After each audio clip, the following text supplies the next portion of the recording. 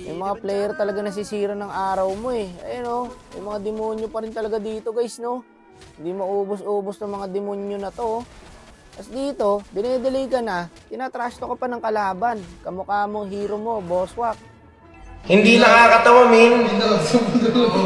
Okay sana kung hindi pranko guys. Ang problema kasi, nade-delay pa rin niya kasi ayun, nalalayo niya yung buff.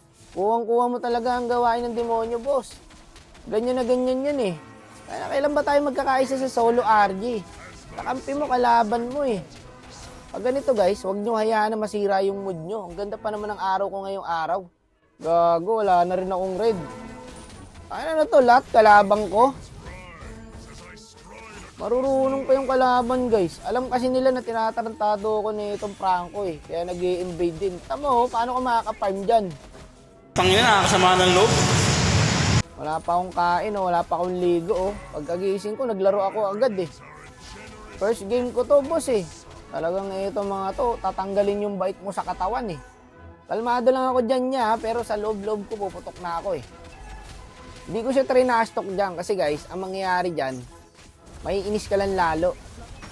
Legit yan boy, pag trinastok mo pa yan, hayaan nyo lang siya guys. Kung anong trip niya, sabayan nyo na lang. Kasi boss, ikaw lang maapektuhan dyan eh. Nainis ka na. Ngayon, may pag-away ka pa dyan, hindi worth it. Huwag ka magpa-apekto guys. Ganyan talaga ang mga demonyo eh. Kukunin niya yung good energy mo eh. Gagawin niyang bad energy. Talagang ayaw niya tumigil oh. O loko, kinarma. Ang tanga! Kaya maganda yung bagong patch ngayon guys. Kasi kahit malasit niya yan, sa akin pa rin mapupunta yung buff. Ang kaso kasi boy, hinuhook niya yung farm. Kasi kalaban, palong-palo din mag-invade. Wala ka na talagang aabutang buff. Loko ka, gap na ako. Okay lang, chill lang. Tamo, di ba? Pati yung kalaban, nagpa-farm din eh. Sa farm mo, mas malala yun dati. Puki na ng Franco, tapos itotos pa ng Johead. Kung naranasan nyo yun, may iyak ka na lang talaga. Papansin kasi yung Franco guys eh, no? Nakilala niya kasi yata tayo eh. Level 7 pa lang ako, oh. Yung Fredrid, level 10 na.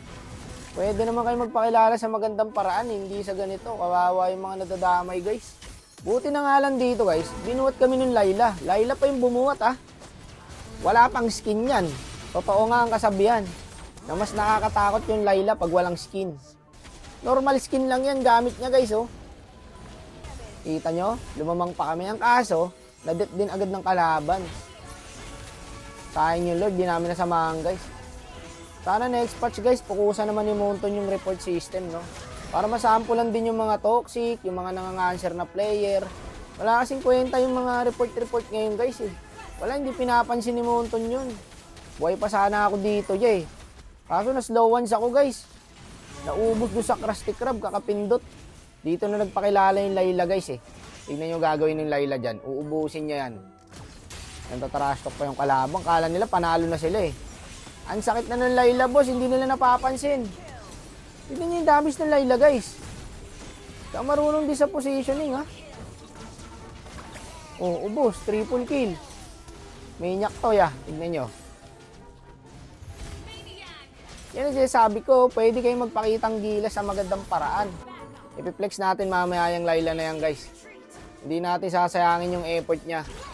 Kasi itong Franco, papakita din natin yung account niyan mamaya. Alam nyo na gagawin dyan. Kahit 1 week lang, Monto no. Madadala na yan eh.